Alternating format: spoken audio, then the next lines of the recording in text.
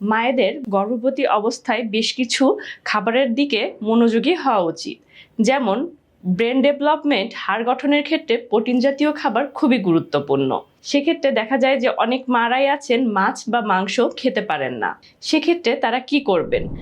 গর্ভবতী মায়েরা কি খাবার খাবে সেটি কম বেশি আমরা সবাই জানি, কিন্তু আজকে আমি এমন কিছু খাবারের কথা বলবো যেই খাবারগুলো আপনার বাচ্চার ব্রেন ডেভেলপমেন্ট, হাড় গঠন, দাঁত গঠনে সহায়তা করবে। আমরা স্বাভাবিকভাবে গর্ভাবস্থায় ভালো ভালো খাবার খাওয়ার চেষ্টা করি, পুষ্টিকর খাবার খাওয়ার চেষ্টা করি, কিন্তু পুষ্টিকর খাবার খেতে খেতে অনেক সময় আমরা দেখা যাচ্ছে সঠিক তথ্যের অভাবে আমরা কিছু ভুল খাবারও গ্রহণ করে ফেলি।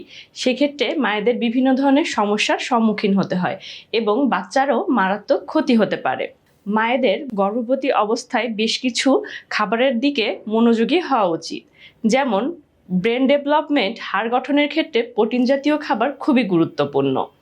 সেক্ষেত্রে দেখা যায় যে অনেক মারাই আছেন মাছ বা মাংস খেতে পারেন না। সেক্ষেত্রে তারা কি করবেন? বাচ্চার ব্রেন ডেভেলপমেন্ট, হাড় গঠন এবং এসবের কারণে প্রোটিনের তো গুরুত্বপূর্ণ একটি ভূমিকা পালন করেই।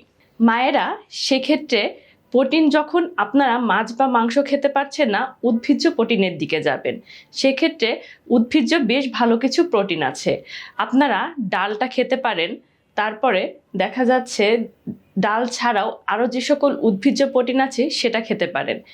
তারপরে বিভিন্ন ধরনের বাদামে থাকে কোলিন, আখরোটে থাকে ওমেগা-3 ফ্যাটি অ্যাসিড, যা আপনার বাচ্চার ব্রেন ডেভেলপমেন্টে সহায়তা করে। এছাড়াও আরও কিছু খাবার আছে যা মায়েদের জন্য খুবই গুরুত্বপূর্ণ। এর মধ্যে পড়ছে বিভিন্ন ধরনের শাক বিভিন্ন ধরনের হতে পারে, পালং শাক, পুঁই শাক, তারপরে আরও যে সকল শাক আমরা সহজলভ্য, আমরা কাছে পাচ্ছি, সে সকল শাকই গ্রহণ করলে মায়েদের জন্য খুবই ভালো হবে। কারণ গর্ভবতী অবস্থায় মায়ের দেখা যাচ্ছে কনস্টিপেশনের সমস্যা হচ্ছে বা আরও বিভিন্ন ধরনের সমস্যা হচ্ছে। সেক্ষেত্রে শাক আপনাদের গুরুত্বপূর্ণ ভূমিকা পালন করতে পারে।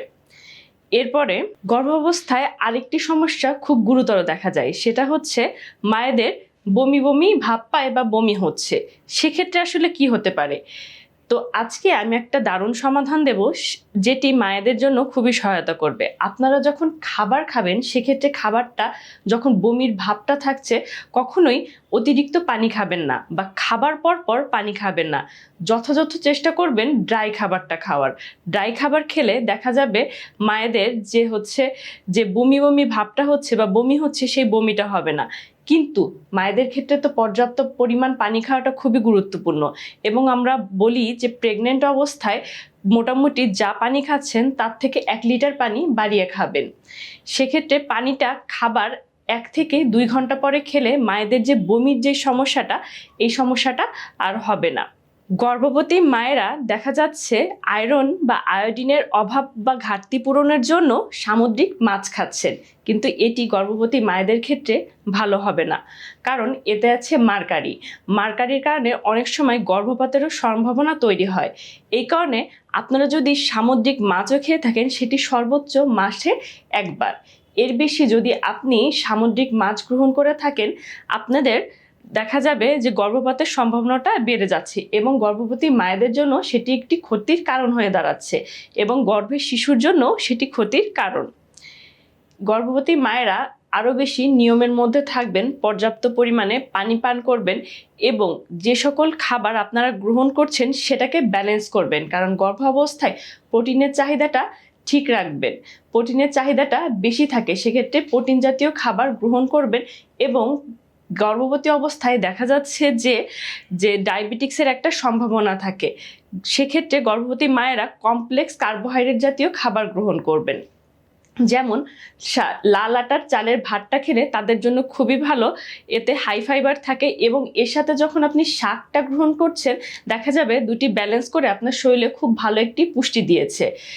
বেশিরভাগ কথা পাই আমি তো কিছুই খেতে পারি না, কিন্তু আপনাকে মনে রাখতে হবে আপনার বাচ্চার ব্রেন ডেভেলপমেন্ট, হাড় গঠনের জন্য আপনাকে দুধ, ডিম, মাছ খেতেই হবে।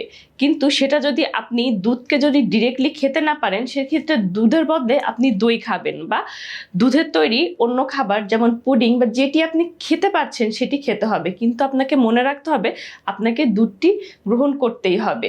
এছাড়া মাংস যদি প্রাণীজ আমিষ থেকে না পান, তাহলে আপনি উদ্ভিজ্জ আমিষ থেকেও সেই প্রোটিনটি গ্রহণ করতে পারেন। এভাবেই একটি গর্ভবতী মা যদি নিয়ম অনুসারে চলেন, তাহলে দেখা যাবে আপনার গর্ভে শিশুও সুস্থ থাকছে, একটি মাও ভালো থাকছে। একটি সুস্থ সন্তানের জন্ম দিতে গেলে মায়ের পুষ্টি খুবই গুরুত্বপূর্ণ।